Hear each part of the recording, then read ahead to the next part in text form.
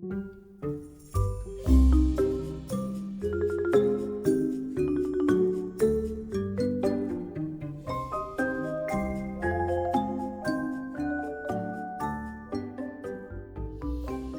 to NightMerica, a podcast that takes you on a tour of the abnormal, paranormal, weirdly true, and truly weird in every corner across this nation. Because, to paraphrase Ray Parker Jr., whether it's ghosts, aliens, monsters, or monstrous humans, there's something strange in your neighborhoods.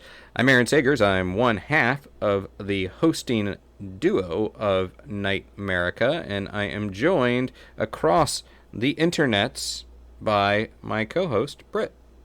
Hi, guys. Yeah, we are joining you this week via Skype because we are in our quarantine lockdown, and Aaron and I like to play by the rules, and we're trying to flatten this curve. That's right. We are good citizens. Although I think they're joining us. We're not really joining them because this isn't being broadcast live. Oh, yes, that's very true. I don't want to be nitpicky about technology, but as the elder statesman between us, I feel like I should. No, it's fine. Just please mansplain to me. Mansplain broadcasting? Well, a long time ago. I don't know. So I was going to ask you, I mentioned Ray Parker Jr., who wrote the theme song for Ghostbusters, Who You Gonna Call? Now, you may not get that reference yet, but I am happy to announce that you might get... Where does this movie come from? It's Indiana Jones. It's not the years, it's the mileage. It's Indiana Jones. Which Indiana Jones? Raiders of the Lost Ark. Good. Yeah, technically the movie is just titled Raiders of the Lost Ark, but they added the Indiana Jones part later. I only know that because Aaron and I watched Raiders of the Lost Ark via Netflix party yesterday. Don't remember that line at all, but I know he was setting me up to give that answer. Yeah. So are there any lines that you remember from the movie? No. Snakes? None. Why did it have to be snakes? No, I don't remember that. Throw me the idol and I'll throw you the whip? Nope. Bad dates? Do you remember bad dates? No, but that sounds like something I would say. Whether it's when the monkey poison, or when the eats the poison I did like that date. part.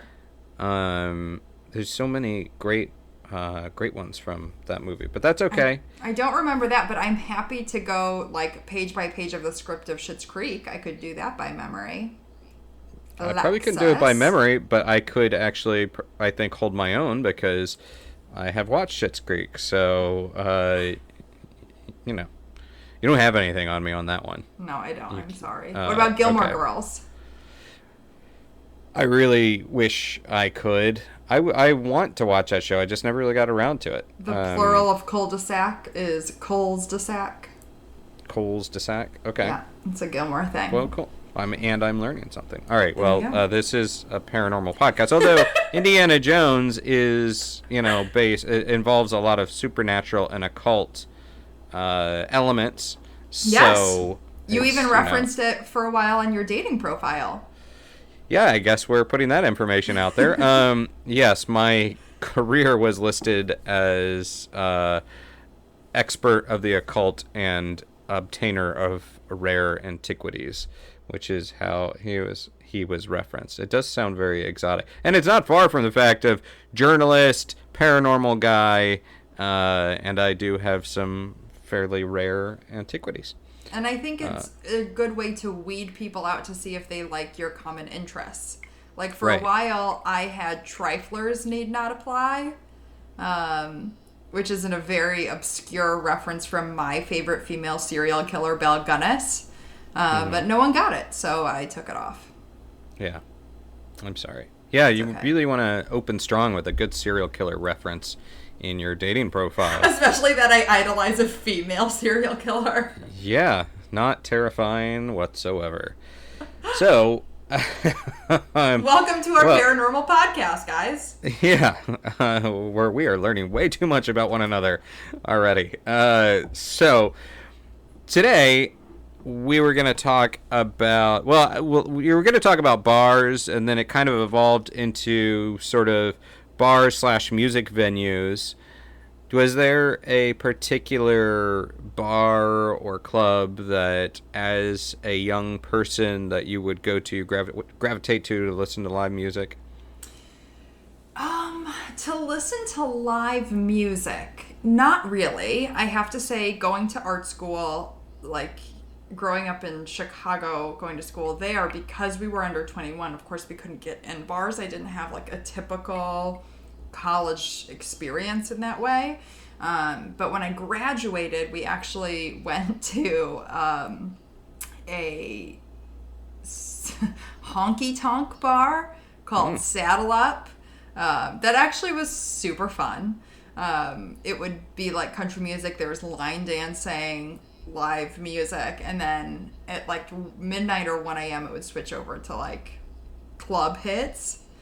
But it was pretty fun. What about you? I've been to many honky tonks. I haven't. There wasn't like a place that I like as a. It wasn't a place that was like a regular hangout for me. But I have been to many honky tonks. And when I lived in deep South Georgia, there was a bar where you could go listen to live music, rock, jazz, but also they would do country music. But honky tonks, it's interesting you bring that up because that is actually the story I wanted to kick things off with tonight. Get out of town. And I am gonna get out of town. In fact, I'm gonna get so far out of town that I am going to go to Wilder, Kentucky. So, in Wilder, Kentucky, come for the ghosts, stay for the music. That's the slogan of Bobby Mackey's Music World in Wilder, Kentucky. Have you ever heard of this one, Britt? I have not, and I'm in. Like any bar who says come for the ghost, stay for the music, in. Right. I'm going.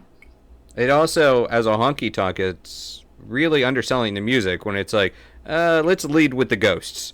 And then the music gets second billing. But anyhow, in paranormal circles, it's definitely one of the more famous and relatively recent supposed haunted landmarks. But it is a nightclub, it's a honky tonk, and the paranormal reputation of this supposedly... There's a lot of asterisks I'm going to add throughout the course of this story, because there's a lot of questionable, dubious claims. However, it is a really interesting story, but the haunted history or haunted reputation goes back as far back as 1991, which is not that far in the scheme of things. Not that long ago in the scheme of things. However, it preceded a lot of the paranormal TV shows and the modern paranormal reality genre that kicked off in 2005, 2004. But 1991, Bobby Mackey, his wife Janet, I believe, who has since passed away, the caretaker Carl, who has also since passed away. They were guests on the Jerry Springer Show. They also talked about the haunted history on Geraldo, on a show called Real Ghosts, also known as Haunted Lives. National Geographic, when they were going through sort of their ghosty phase, talked about it in 2006. And then we entered this phase of the modern paranormal shows where it started showing up a lot on Ghost Adventures in 2008, on Most Terrifying Places in America in 2009, Ghost Hunters in 2011, Paranormal Lockdown in 2018, Portals to Hell in 2019. So, and Ghost Adventures has gone to it multiple times. I would say they really should be credited with popularizing it in modern, the last 10 years or so. But, so the story is, as a country music venue, it opened in 1978 by Bobby Mackey, country music performer. And according to Mackey... Does he have any famous songs that we would know? So the Music World is owned and operated by Bobby Mackey. It also serves sort of as a personal venue for him to play. Other acts play there as well, but he also performs there regularly. But according to him, the area was originally a slaughterhouse in the 19th century before being torn down. And that part seems to be corroborated by facts. About 2.5 miles from where the venue currently stands in 1896. This is more of the true crime territory. In 1896, the headless body of a 22-year-old woman named Pearl Bryan was discovered. Obviously tragic, and it gets even more tragic. Pearl was from Greencastle, Indiana, and she was pregnant. She was encouraged to meet her boyfriend. I will say his name since he's long dead, Scott Jackson. He went to dental school there. Apparently, according to newspaper clippings from the time and a lot of the stories, he attempted an abortion or even maybe multiple abortions on Pearl that went horribly wrong, and then after multiple failed abortions, allegedly forced her to ingest 14 grams of cocaine, which was found in her stomach during the autopsy. But that didn't kill her, so then he allegedly slashed her throat and decapitated her so they would avoid identification. Well, I hate him. Yeah, not a good guy. It became a major crime case, and they were hanged at the same time during an execution that was a circus. It was so gruesome that reports were people were tearing down branches from the tree where the men had been hung from and hanged. And they even apparently sold Pearl merchandise. Yeah, it was definitely a bad scene. That's so gross. Interestingly, a couple of interesting things about it is... her body was identified by the fact that she was wearing custom-made shoes, and the tag inside it linked her back to Indiana. Wow. Her body, or her head, was never found, however, and supposedly the men, in one of the few accounts that they corroborated one another on, because they were very much opposed to one another when they were arrested, and trying to sell out the other one. But apparently they both did admit that they had thrown the head in a river.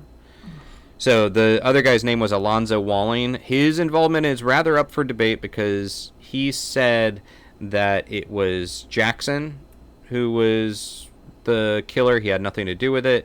And then apparently Jackson wrote a letter even exonerating Alonzo Walling, but then his final words on the gallows did not do so.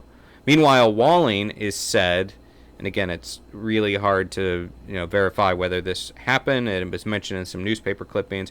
Walling apparently said his final words was that he was innocent and that he would haunt this location forever. And here we go. Well, there's actually more. Oh, great. Bobby Mackey's Music World also. So Slaughterhouse was torn down. New building was built on that spot. It was a club called the Primrose, and then eventually the Latin Quarter. And throughout the years, there was a lot of organized crime involvement, or gangsters, maybe small town mobs, maybe bigger involvement. Supposedly, a young woman who was the daughter of a nightclub owner who was involved with the mob performed there and got pregnant and wanted to run off with a young singer, and her father forbade it and had the singer killed. And then when her name was Johanna, when she discovered what had happened, she poisoned her father, then took her own life in the basement of the building. This is really dodgy. There's a lot of accounts of there's a lyric, or there's a poem in the bathroom that was supposedly written by Johanna, but it's also a pretty popular music lyric. There's a lot of things that are really hard to pinpoint this. One website that I go to frequently, Sharon Hill's website called Doubtful News, points out that if this guy, the owner of the nightclub, was connected to the mob, there's no way that his daughter would also be a singer there. That would be scandalous, and also he would probably keep the organized crime part of his job away from the family, the real family. That makes sense. So there's a lot of things with that. However, after all that, it was also a biker bar, And there's a lot of documented violence that took place in this location. In 1978, after a lot of violence, a lot of shootings, a lot of fatal shootings, the establishment was forced to close, and then in 1978, Bobby Mackey takes it over, opens it up. He claims he's a skeptic. However, the stories are that, especially in the basement, things are very negative. There's a negative presence. Supposedly, there is this drain that might go back to the slaughterhouse days. Some people call it a well. It's likely a drain, and one of a few that were on the location. Supposedly, some people say that the head of Pearl was dumped in that well. Her body was, remember, killed a few miles away. The basement is also where the former dressing rooms were for dancers when it was nightclubs. And supposedly Bobby Mackey's late wife was attacked by an invisible energy. When you get into the TV shows, Nick Groff, who had been on Ghost Adventures and Paranormal Lockdown, I know Nick, worked with him multiple occasions. He claimed that there was a dark energy there. He claimed that he saw this energy form emerging from the well and moving through the location, and that he also took something home with him that was dark.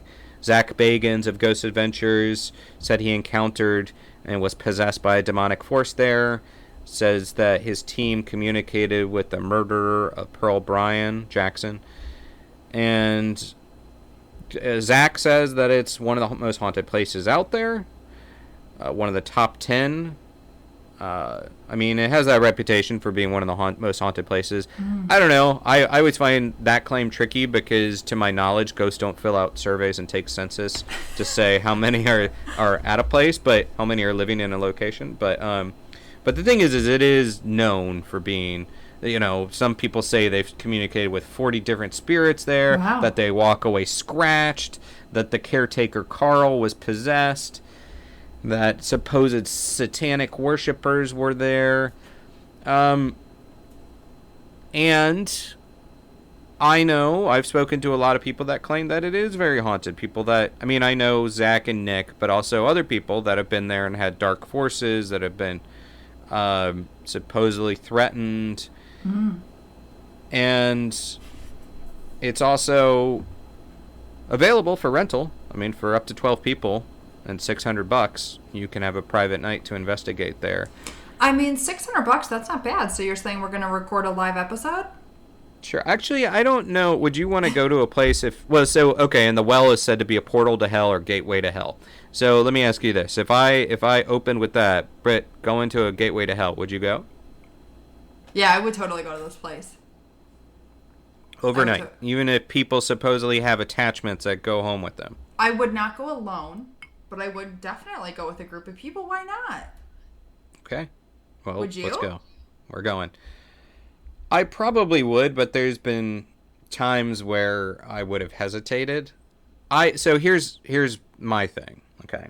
A lot of information is out there about this. Bobby Mackey's website is active. Travel Channel, since they filmed so many episodes there, they have a lot of information on it. I do want to really call out doubtfulnews.com and Sharon Hill's work over there, because she does a really good job about debunking some less than factual claims. Now, that's not saying that it's not paranormal, but it is incredibly important to correct factual and historical errors. Now, this is one, since I've not investigated there, I have not been there. I know a lot of people who have. I think that you can really look at this in a lot of different ways. It could be haunted, if you believe that, or possessed, or have dark forces. Could also just be the source of a lot of folklore and tales, and definitely a lot of violence that has taken place in the area. The Johanna story is really questionable, but that's become part of the lore of Bobby Mackey's. Or, here's the flip side, is that when so many people bring this desire to find something that if enough people are searching for it, it's going to basically draw in some sort of energy or activity that may not have already existed there. Is that a common theory? Are there other places where people say, like, oh, it's just so overpopulated that that's what's causing it? Well, yeah, I mean, basically, there's, like, laws, or, like, theories of acknowledgements and attraction, sort of. Think of it this way, that one of the classic warnings in folklore, whether it's, you can find it in Catholicism and stories of demons and vampire lore, everything, that, like, if something knocks on your door, you have to essentially open the door to invite it in. It could sort of be similar to if you're looking for something and wanting something and trying to conjure something, even, you're going to have some success doing it. Now, that's a theory. But,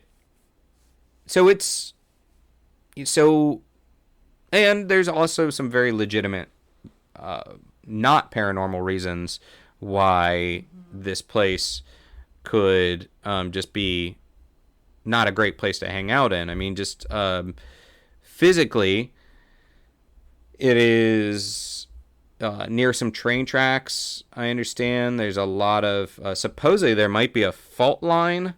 It's along an active fault line. There's a lot of power lines directly over part of the building. There's a lot of iron pipes, copper wires, electrical equipment. All of those things collectively can do stuff to the body, basically amp up the body in a very normal, not paranormal, very normal way, that we start to feel things that may not.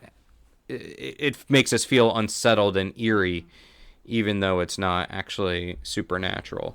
So, what would make me feel unsettled and eerie is if we go and we stay overnight and I see the ghost of a cow, since it was a slaughterhouse. Right. Yeah. No stories of that? Not that I know of. That's a pity. I would really like some animal ghosts.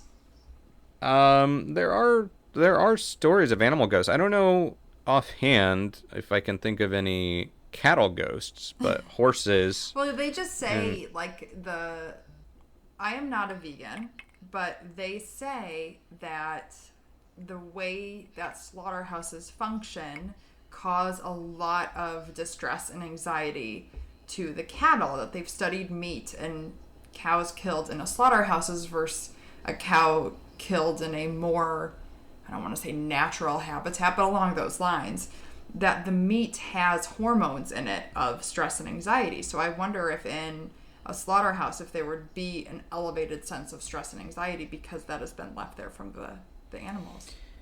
I think that's a very legitimate observation and theory. I don't know if that's the case, but fear chemicals, essentially, something leaving some sort of emotional imprint on an area.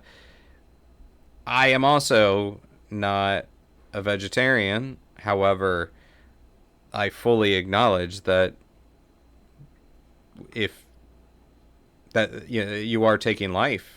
Mm-hmm. You are taking life, and when there's so much life being taken in such a brutal manner in a slaughterhouse, especially, maybe not that we've gotten much better, but especially in the late 1800s. Yes. But that said, so that's Bobby Mackey's, and it is definitely a place that combines horrible crime and death, and then a reputation for being haunted. So whether or not it actually is, it's certainly a good location for a ghost story. Can't wait to go. Right after this, after isolation ends. Yep. Road trip. Trip. So my story today actually has kind of a country-ish twist to it.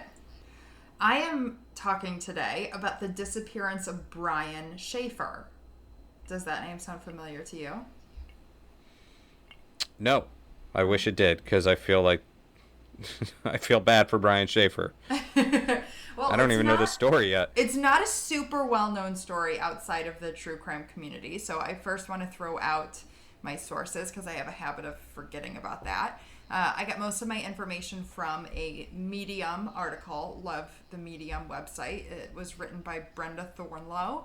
Also, our trusted Wikipedia. Make sure to donate. And then one of my favorite podcasts, Crime Junkie by Britt Prewa and Ashley Flowers. They did an episode called Missing Brian Shaffer. That's really excellent. So Brian Shaffer, he was born in 1979 in Ohio. Not that much of an age difference between Brian and Aaron. See? I can be nice. Okay. He was a laid-back, fun guy. He graduated with a degree in microbiology, which sounds not super laid-back, but I am here to tell you he was a huge buffet head. Parrothead. Parrothead, is that what they're called? Yeah, they're called parrotheads. Oh, okay. He was a huge So this is already... Sorry, I don't mean to interrupt you. No, please. This is already unsettling to me because this guy sounds like a likable guy. Super and very likable. well, other than the microbiology, could be me. Could be. I will say Brian Shaffer was also super attractive, if anyone Googles him. Okay, so not like me. You said it, not me. Like, no, don't worry, Aaron. We'll create the distinction between you and Brian. And incredibly smart and very attractive. Oh. Anyway, it's okay. So he was a super genius parrothead. In 2006, he was 27 years old, and he was a second-year student at the Ohio State University College of Medicine. So he was going places in the world. He had a super ambitious girlfriend in Alexis Wagner. She was also studying medicine, so they were just like the couple to be.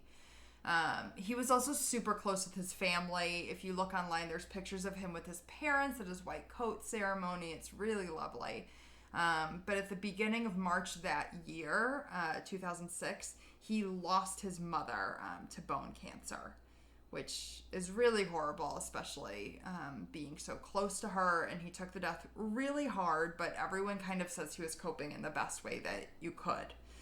So Friday, March 31st, it was the end of his finals, which, I mean, I went to art school, so I don't know how finals go in the medicine field, but I'm going to imagine they're pretty insane.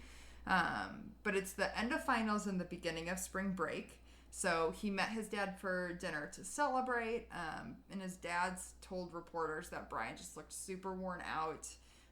He was staying up all night for finals and had just lost his mom, and he was just really looking like he was in a bad place. And his dad told him, like, maybe just after dinner you just go home, you just go to bed and, take it easy. But, of course, he was at Ohio State. He wanted to party. So at 9 p.m. that night, he met his friend Clint at a bar called the Ugly Tuna Saloona, which I just love the name of. And it sounds like a classy establishment. Definitely. Anything Saloona. How many people are also eating their weight in tuna right now because it's like the canned meat that they can get? So maybe this story's a little triggering in quarantine. But the Ugly Tuna Saloon at the time was located on High Street. It has since moved on the campus. But at the time, High Street was like, I guess, where all the local college bars are. I visited U of I at one point, and they kind of have a street like this where it's just where all these college bars and all the college kids go to party. So this is like a hotspot place where they went. It's a 15-minute walk from the medical center, so it's where all the things happen. They went bar hopping after meeting there, and they did a shot at each bar that they went to. Now, okay. I'm here to say they started at 9, and midnight was the end of their bar hopping, doing a shot at each location. So that's like a long time. They met their friend Meredith, and she drove them back to the Ugly Tuna Saloona, and they were there to watch a band play. So now we're getting into it. The CCTV footage at the bar shows the three of them going up the escalator to the bar, because it's on the second floor, at 1:15 a.m. And then at 1:55 a.m., the CCTV footage shows Brian back outside talking to two women before he steps back off camera to enter the bar. Now at 2 p.m. the bar closed and there was a huge group leaving, and his two friends, Clint and Meredith, were unable to find him. And they figured he just left without telling them. Which, do you mean 2 a.m.? Sorry. Oh, yes, sorry. Thank you. 2 a.m. They assumed he just left without telling them. It's like a 15-minute walk, it's fine. So the rest of that weekend, Brian's girlfriend Alexis and his dad frequently are trying to get a hold of him. Like, calling him, he's not answering. Alexis goes to his apartment and sees that he's not even there. And the sad thing is they actually had tickets to go to Miami for their spring break. So Alexis shows up to the airport and she goes and she's like, maybe he'll have some crazy story to tell me of why he didn't answer my phone calls. And she waits for him to go to the airport. But when the flight starts boarding, he doesn't ever show. And so she immediately calls the police and reports him missing. They go in and start searching immediately. They start by viewing all the CCTV footage. What's tricky with the cameras that they had there is, and I don't know a lot about cameras, but I guess some of them were stationary where it just showed everyone, going in and out. But then some of the ones in the bar were motion activated. So if there was action in one spot, they would pivot over to that area. But the police really do their work, and they watch everyone enter the bar and they make note of them. And then they watch everyone leave the bar, and they checked off every single person that came in also left except for Brian. He is never, ever seen leaving the bar, which is so frightening. So one option that they bring up is that there's a service exit that's like right by a freight elevator that goes into a construction site. But there is a camera on that, but I guess it's one of the motion activated ones. He's never seen leaving that either, but it could be maybe it malfunctioned and it just missed him leaving. That's a theory that they're leaving open. But his car was still at the apartment. Nothing was missing at his apartment. No money was taken from his account. His girlfriend called him multiple times a day, all the time. And actually in September, because she would do it nonstop, in September, the phone rang 3 times before going to voicemail. Which, I did some research. Apparently this happens. It's a glitch. Singular, which was his phone carrier, said it is most likely due to a technical glitch. But it did ping 14 miles northwest of Columbus. So, if it was working, it's not like he fled to Mexico, because it did still ping in-state. His wallet, phone, and body have never been found. So, the question is, did he run away? Was he murdered? Personally, I don't think that he ran away. I think the death of his mom was super hard.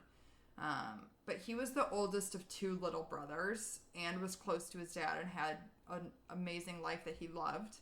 I don't think he would be the type of person who would just up and leave his family, even if he was going through a hard time.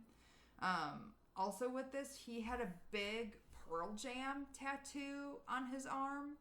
And I think that if he had fled his life and abandoned his identity, people would still see his Pearl Jam tattoo. And that's not something that he could hide. A second theory is that he fell into a hole in this construction site that was out back behind the bar. I guess it's possible. He could have fallen in. That seems like a stretch. I agree. It seems like a stretch. I personally think that if he did, that construction workers would have found him. But right. It's almost like a movie hijinks level. If the concrete is pouring at the same time that he falls. and nobody sees him get covered up by concrete. That's exactly definitely a stretch. It seems like a stretch. What's interesting is that the complex that this bar was in, like I said, it was on the second floor. This entire building has been purchased and is going to be torn down to recreate an office building. Actually just happened, I believe, end of last year. So if that is the case, maybe some clues turn up in this. But personally, I feel that is super unlikely. The third theory, and what I believe, is that his life just took a really dangerous end. That he maybe was just drunk and left out this service exit, or walked out some sort of back door and was missed on one of these cameras because he was drunk and just wandered away and was killed, or fell into the river or something. A possible option as well is the Smiley Face Killers. Are you familiar with the Smiley Face Killers? Yes, I am, and I mean, I know it's a disputed... It's super disputed. ...theory, and, but correct me if I'm wrong, but basically tends to be connected with a lot of people, young men in particular, that are found in water, bodies of water, but instead of being drowned, the theories are that they were victims of either one serial killer or a series of serial killers, and there's typically graffiti found nearby of a smiley face. Does that nail it? Exactly it. And what it's disputed for is because smiley faces are one of the number one things that are graffitied. So it's not like there's fresh wet paint that's being stumbled upon. It could be old graffiti that they just happen to also be by. And that the dates and locations really span, where we don't know if it could be one person or a group of people. What's really interesting is that studies show that in times like these men could be so intoxicated, you tend to walk in your body senses and walks in a downward path. And when you go down, you often stumble upon water. Your body just kind of finds that naturally. So that could be the thing. But what makes me think that this could be something to do with the Smiley Face Killers is that in 2016, so almost exactly 10 years later to the day, a man by the name of Joey LaBute was found a 15-minute walk from the Ugly Tuna Saloona in a river, drowned next to a graffiti of a smiley face. So it's interesting. It sounds like, to me, there's a lot of coincidences that are being used to substantiate a pattern, which a lot of stories tend to do. The thing I do want to say, though, is I mean, you mentioned earlier that you don't believe that he had a good life, and you don't believe he would leave behind his father and two younger brothers. But there's a lot of things that people do. People commit heinous crimes and murders, and we can never really know the mindset of a person or what they are capable of doing, especially if push comes to shove. If he was so broken or racked with grief from the loss of his mother, or if he believed that his life was not on the right track and the loss of his mother, shook something in him where he decided disappearing was the only way. And I mean, as far as the tattoo thing goes, that's fairly easy to sort out within a couple hours. You can cover up a tattoo or get it turned into something else, especially if it's like I guess so. It never dawned on me that he could have had it covered up with something else. Yeah, that's true. But I know that mentioning that he wanted to be in a Jimmy Buffett band or whatever, he could have wanted to pursue that kind of life. True. Is that what you think? One never knows. I mean, I will say that there was a conversation that I had with someone that was close to me, just discussing a person in my life that we had wondered if the person had met foul play, committed suicide, or faked their own death. And it's a tragic end no matter what, but there's maybe a part of you that wishes for faking their own death because it gives some sort of hope that they're still out there, but it also then reveals that they just left, ghosted on their life. Yeah. So that is sad. That is weird. That's it's interesting. It's especially very since sad. there was no money, no material gain, or no His car material was objects there. that had gone. Yeah. So that thing is rather odd. Now you failed to mention, I don't know, maybe you're waiting for it, and that a psychic was consulted on this, right? No, I didn't know that. Yeah. How did I miss that? I love psychics. The father, well, let's take all psychics with a grain of salt. That the psychic said he would be found in a body of water? Yeah. I did see that. And his father, because his father continued to search for, that's just sad, like a dad not knowing what happened to his son. Oh, it's horrible. Interesting, though. Yeah. Well, that's a quirky case. It is. So something I was thinking about was, Smiley Face Killers, serial killers. Have you ever given thought to? So Chuck Klosterman is an author and an essayist. I quite like his work, but at one point he wrote this essay about people that had unknowingly come into contact with serial killers at bars. Was one of his examples. Someone that was, I think, sharing a drink and I think even shared a dance with someone that later ended up being a serial killer.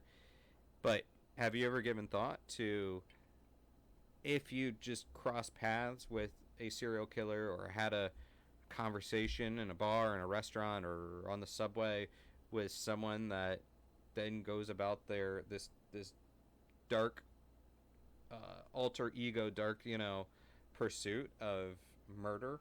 Yeah, I definitely have. I mean, I don't know if any of it's true, but like I told during our internet episode, I went on a really scary date. I'm lucky that it ended well. But who knows? I mean, he was so aggressive with me over such a silly topic that you never know how someone like that could react. I think it's very... But that's Sorry, go on. Oh, no, I'm just thinking it's very highly likely that maybe we haven't met someone that has the magnitude of being a serial killer, but maybe we've met someone that has committed some sort of crime and you don't know. The thing I found, so the person that you encountered that was being very aggressive, your danger sense and sense of self-preservation kicked in. Yeah. But there's so many people out there that are so good about masking it that you don't Ted Bundy, hello. pick up on it. So that's what I find really skin crawling is interacting with someone that you think is just a normal person, and then for whatever reason later on you find out that you had interacted with some sort of monster. Yeah. Well, Rodney Alcala was on The Dating Game. That's nuts. So before we wrap it up, here's just, I wouldn't really call it a coincidence, but a quirky little tidbit. So when we come up with these ideas, either we start with like one story and Britt says, I got a cool true crime one that's in a bar. I'm like, oh, cool, I'll base it around that. Or we both randomly say, let's talk about theme parks, whatever, and end up in opposite parts of the world and parts of the country. But here's something weird. My story in Kentucky ended up randomly only being about 100 miles away from where your story took place. Like a 2-hour drive. That is eerie. I found it kind of eerie. I mean, just an interesting turn of events that we both, in this big, grand country, across these 52 states, we could have ended up in the same location. So there are 52 states, right? Oh. No, it's only 50. I didn't want to correct you on it because I wasn't even entirely certain that I heard you say that, and we're definitely keeping this in. We will keep it in. I didn't go to school in America, guys. It's not my fault. I figured 50 plus Alaska and Hawaii. No. It's more like 48 plus Alaska and Hawaii. But noted for the future. But that said, it was just interesting that this story, is basically next door neighbors to one another. Next door neighbors. I love it. Anyhow. I would also like to say a thank you to our listeners. I obsessively check the analytics of this website, and I have found that we have 2 listeners in India, 2 in the United Kingdom, and 2 in Canada. So I just want to say thank you for all 5 of you. Whoever found it. I mean, of course, we've got people in the United States too. But I just think it's very cool. It's very humbling to me to be doing something where someone in India, who I don't even know, could be listening. So thank you. And if you have any great stories of creepy things in India, we would love to hear them. Hopefully they're still downloading this many episodes in, and they haven't given up on it. But that said, how would people reach out to us if they're from India or New York or wherever? Wherever you're located, you can send us an email at nightmericashow@gmail.com. You can find us on Instagram at NightMerica Podcast. You can find my co-host at Aaron Sagers. He's got that blue verified check mark.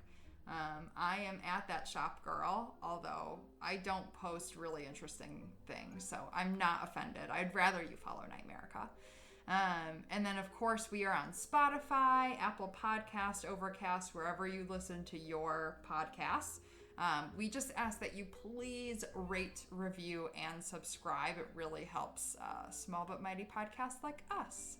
And that said, wherever you may find us, we hope we find you right back here for another episode of NightMerica.